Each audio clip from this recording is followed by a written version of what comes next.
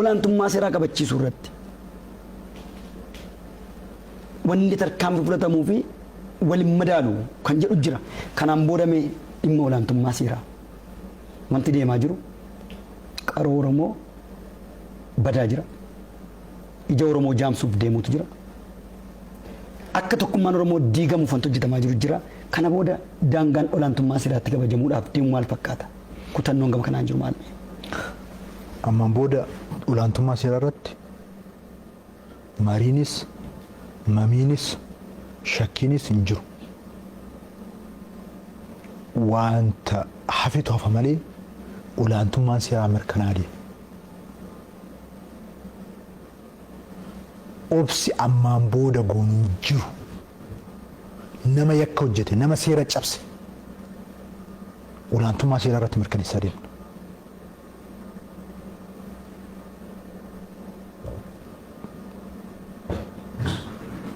Humnoonni kanaan dura obsa ture, jaalala ture, dhiifama ture. Bukkeetti dhiibanii uummata akka barbaadan godhanii fuulduratti deemuu yaadaa turan, yaalaa turan, tuffii uummataatiin deemaa turan amma argataniiru. Argachaa deemu ammaan boodas. Kanaaf olaantummaa seeraa irratti shakkiin tokko hin jiru.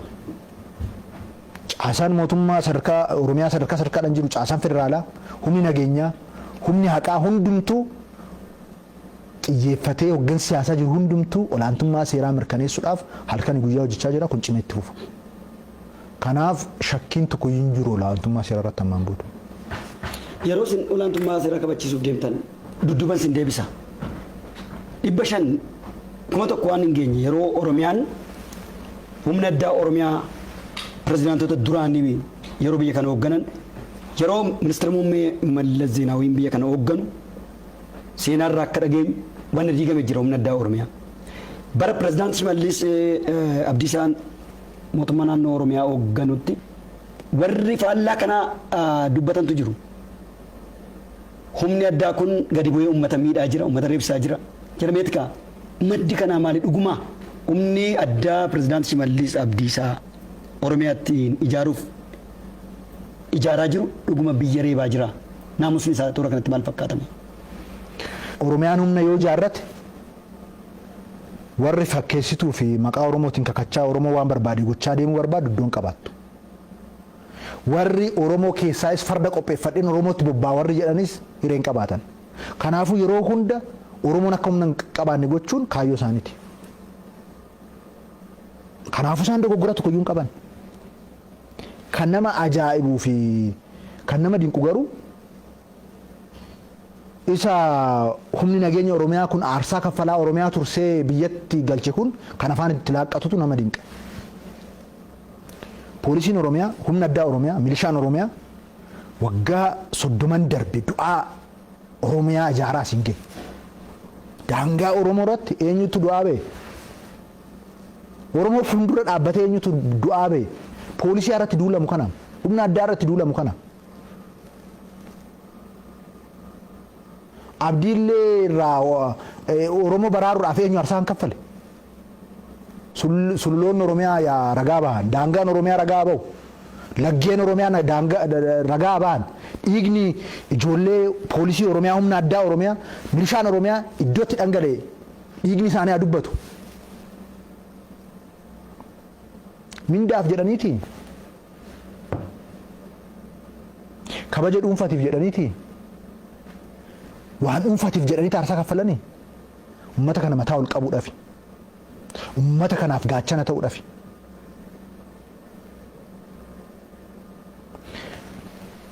Humna kana kan Oromoo dhokfachaa, Oromoo asifachi qabaa, Oromoo deeggaraa kan asiin gahe. Wayyaaninis humna kana abaartii, warri wayyaaniidhaaf ergamanis humna kana abaaru. Humna kana akka hin ijaaramne, akka hin cimne akkuma sila kaasti hojjetamaa ture. Isaan akkas gochuu isaanii dogoggoran qaban jar sirriidha. Maaliifii kan humna qabu golga qaba waan ta'eef. Mootummaan naannoo Oromiyaa humna nageenyaa Oromiyaa kana ijaaruun dirqama isaatii ijaaraa jira. Kana caala cimsinee itti fufna ammaan boodas. Kun kan ijaaramuuf eenyumaafuu miti.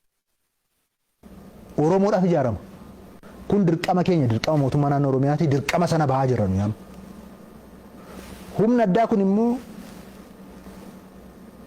gannaa bona aduudhaa fi roobni irratti jijjirama. Allayyaa bu'ee bahee dhiiga isaa uummataaf lolaasee lafee isaa caccabsee dadhabeetu uummata Oromoo tiksaa jira humni kun. Humni kun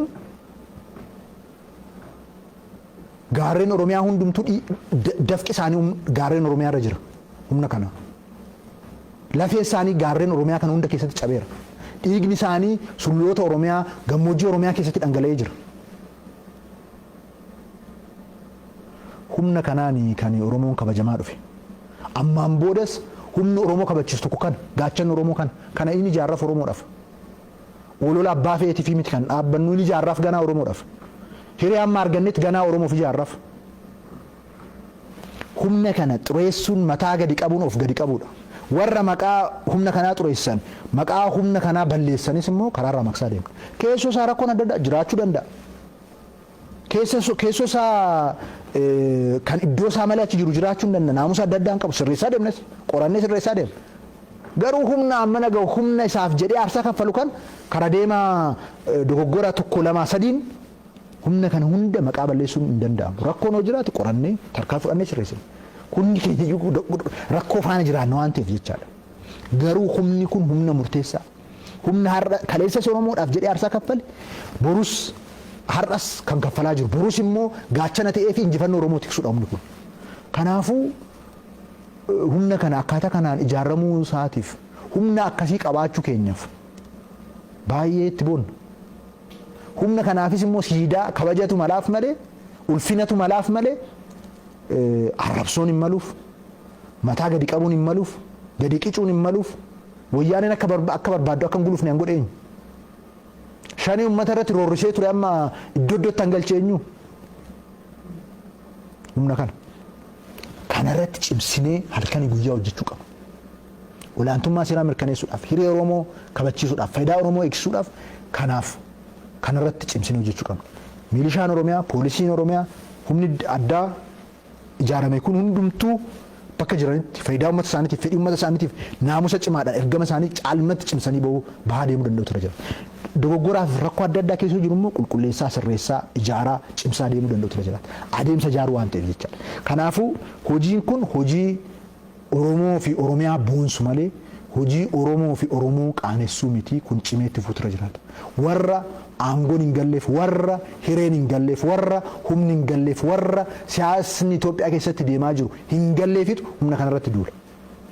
Tole pirezidaantii Shimallis asuma irratti waan wal dhokatutu jira.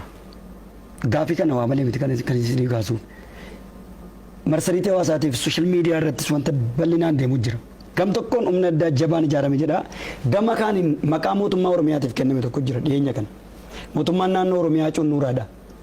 Abbuma argetu isa jalatti dhufee uummata isaa dhaanee deebi'a. Reebaa jira. Kan jedhus hin deema. Dhugumaan akkuma bara wayyaanee sana abbumta arge. Mootummaa naannoo Oromiyaa jalatti uummata Oromoo dhufee dhaanaa jira. Dhugumaan cunnuuraadha mootummaan naannoo Oromiyaa. Warra cunnuuraan hin jedhanitu ofii isaaniitti cunnuuraadha. Wayyaanee jala galanii cunnurummaa isaanii warra sanatu mirkaneesse. Warra isaanii dheebisaan garafe maatii isaanii darare jala galanii warri nuun cunnuuraa jedhan. Mootummaan naannoo Oromiyaa amma akka cunnuuraan taane uummanni Oromoo ragaa bahaa jechaadha. Daangaa kamirratti amma Oromoon kan du'e baran. Iddoo kamitti lafti Oromoo kan weeraramee qabame. Iddoo kamitti Oromoon kan buqqee.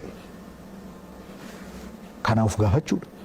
Maal ture waggaa tokko waggaa lamaan dura maaltu ture? Mootummaan naannoo Oromiyaa gaachana hiree uummata Oromoo waan tiksuu danda'u ijaareera waggaa gabaabaa waggaa tokko kana keessatti. Waan waggaa 27 ijaaramne waggaa tokko kana keessatti ijaaree jira. Inni kun immoo akka Oromoo tiksu, sabaaf sablammoota akka tiksu, hundaaf gaaddisa akka ta'u goone ijaaree jira. Kanaaf kan Oromoo jalatti kan Oromoo mootummaa jalatti Oromoo reebaan oduu hin taane mootummaa Oromoos kabachiisee sabaaf sablammii hunda kabachiisee caasa nageenyaa fedhii Oromoo faayidaa Oromoo tiksaa jirudha kan qabnu. Kanaaf mootummaan naannoo Oromiyaa yeroo kamirrayyuu caala cimaadha amma caalmatti immoo cimsuudhaaf ammas jabaannee hojjechuu qabna jechaadha. Maaliif akka hawwan sana mootummaa ji'a sadiitti jijjiirra jedhan san maal jijjiirrare? Akka firoottan isaanii dhaqanii jala galan sana faana dhufneetu mootummaa irra korra jedhanii roorrisaa turan sana wayyaanee faana maa dhufaniin korree 4 kiiloo maa yaalan? Kanaafi beektaa kan si tokko tokko ofuma isaa siif kenna. Ofuma isaa siif kenna kana kan jiru.